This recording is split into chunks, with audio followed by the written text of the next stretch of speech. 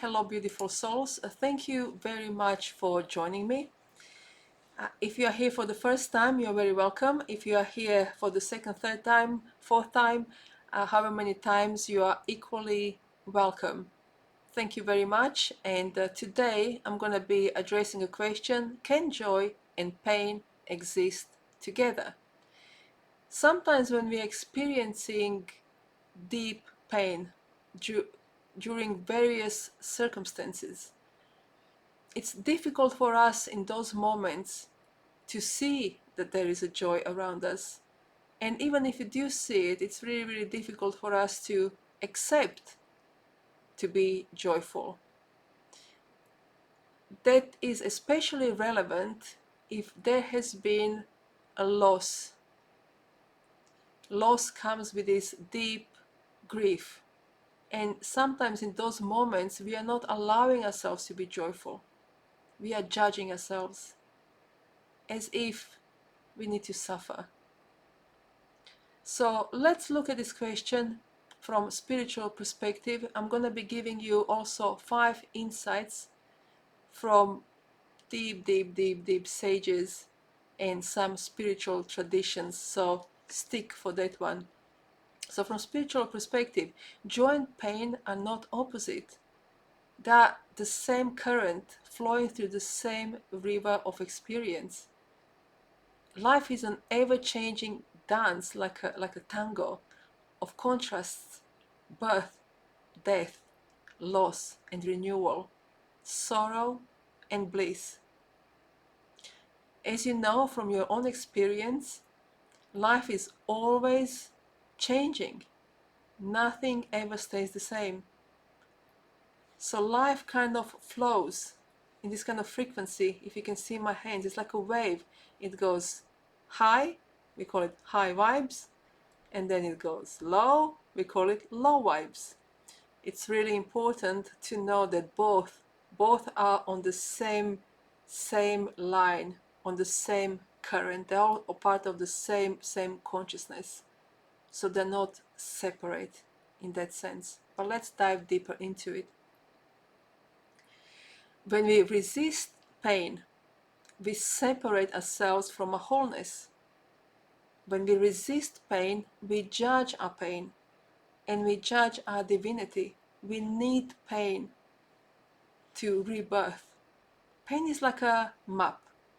So each and every one of us has our own unique map to look at.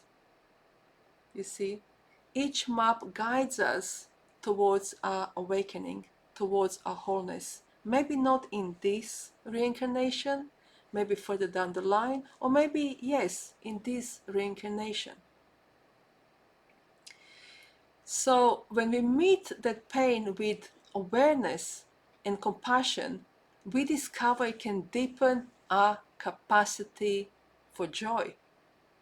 So the deeper the pain, the deeper you can feel it. If you are a deep feeler, the deeper you can feel pain, the deeper you can feel joy. So this merging of duality into non-duality. So duality is obviously an illusion, but I'm going to be talking about it in my perhaps next videos. So duality is an illusion that we create when we separate, when we judge. You see what I mean? But once this judgment stops, once we start accepting ourselves fully, then we are dipping into this portal of non-duality. And that reveals that all feelings are facets of the same sacred continuum. It's like a continuum, not in line, but a continuum of this incredible pool. I like to call it pool because that's how it feels to me, of consciousness. Everything is there, everything comes from consciousness, which means nothing is separated. There is no duality. So this sacred continuum, so to speak, is guiding us towards awakening and the realization that pure consciousness holds space for everything without any judgment. So now let's look at the sages. Let me just scroll back so I don't miss anything. So let's start with my favorite poet, Rumi, Sufism, the wound is the gateway. The wound is the place where the light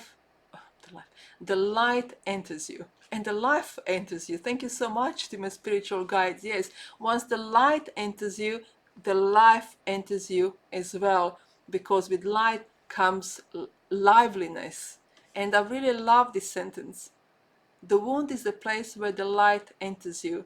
So now I'm adding life enters you as well, because that's how it feels, doesn't it? We suddenly feel alive, and everything around us feels really, really alive.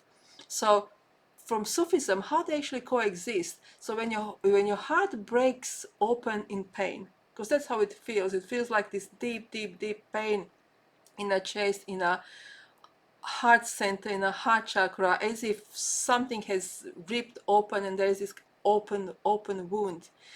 So when heart breaks open in this deep, deep pain, it becomes more spacious. You see, it breaks, it becomes more spacious, sensitive, and receptive to the beauty of life. So grief, heartbreak, and longing can carve out a deeper capacity for compassion, kindness, presence, love, appreciation, and all the good things. So maybe you have experienced it for yourself. I have experienced it for myself. When I'm experiencing this deep, deep, deep pain through loss or grief or anything, this deep pain that sometimes doesn't even feel like it's mine, because my pain is collective pain. You know, your pain is collective pain. At the same time, I'm feeling as if another portal is opening. It's like compassion. In those moments, I feel I want to help people. You know, I want to come here and create a YouTube video to help people through their awakening process, through their pain. So with that pain comes giving.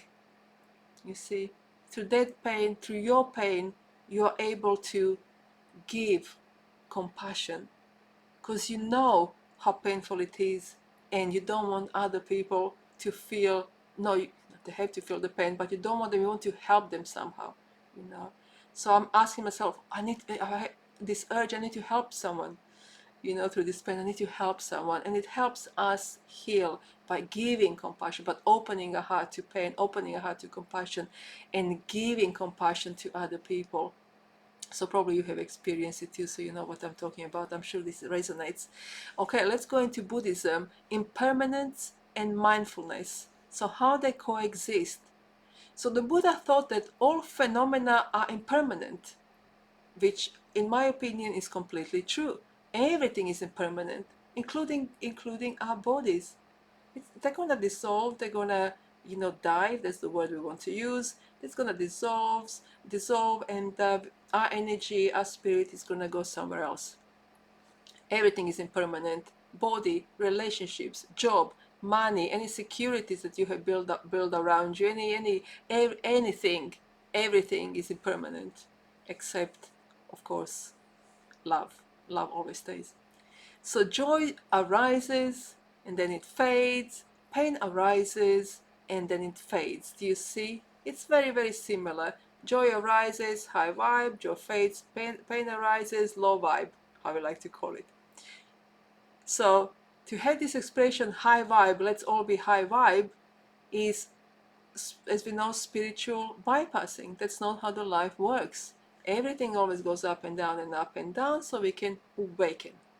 If you're only focusing on up and not dealing with our shadows, then we get stuck. And the shadow shows up, because shadows are not quiet, as you probably know. So by staying mindful, we witness both without clinging or rejecting. You know, so we are witnessing both joy and pain without clinging to any. So we are not clinging to joyful moments, and we are not clinging to painful moments. We are just flowing, and we are experiencing both, and we are learning from both, and just following our map to our awakening. In this witnessing, we can find freedom that's beyond both states. So what I mean by that is that So everything is impermanent, everything always changes. We have this joy, and then we have pain. But if we rise ourselves, I like to say below, it's like this kind of deep, or so let's say these are waves up and down, joy, pain, can you see this? And underneath is this deep stillness, So we drop into this deep stillness, and we are just feeling those waves caressing us, and we are just letting them, come and go, come and go, come and go. Feel them deeply, deeply, deeply, deeply. To this deep feeling, we are finding this place of peace. So we can allow both to exist. Let's go to Taoism, the dance of yin and yang. We can also say dance of divine feminine and divine masculine. So how they coexist? Yin, darkness, pain, contraction. When you're experiencing pain, your body kind of contracts, doesn't it? And then it needs releasing. And then we have yang, light, joy, expansion. Both are independent. Each contains the seed of the other. Each contains the seed of the other, you see. So there is a joy in pain, and there is a pain in joy, and they can all coexist happily together.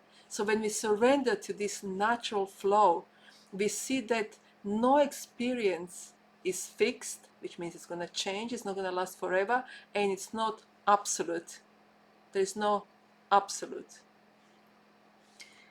We're going to go to number 4, Advaita Vedanta, waves of the ocean of awareness. I absolutely loved it. In non-dual awareness, joy and pain are simply movements within the same field of consciousness, as we have said at the beginning. So everything exists in this field of consciousness, in this pool of consciousness. So we are the oceans and we are the waves. There is no separation. So we are the oceans and we are the waves. So, and we are watching waves passing by, As waves are passing by, ocean is moving as well. Ocean is not totally, completely static. Everything moves. But that ocean has, this deep ocean has this wisdom, has this knowledge that it doesn't have to attach itself to a wave when wave is up and wave is down. It's feeling it like a subtle energies that are coming from above down, and it's just kind of staying with it. It's just staying with it. It's just like kind of this kind of seductive kind of movement without stressing, without thinking, oh, why is the wave up? Why is it so high? Oh no, it's so painful. Why it's so down? No, it's up, now it's down. It's up and it's down. It's just feeling it, absorbing it, healing it, and just grounding it down. Fifth one, mystics. Love mystics. Merging duality into wholeness. So mystics teach that everything is an expression of the divine, and I completely 100% agree with it. So pain refines us, softens us. Once we look into it, once we transmute it, once we learn why is pain there, what is the pain here to teach me? Pain comes as a teacher, you see. But when we're in the middle of it, we can't see it. Sometimes it is unbearable. It does feel literally completely overwhelming. And the reason why it's feeling overwhelming, because our body goes into this contracted state, nothing can flow. And this contracted state is also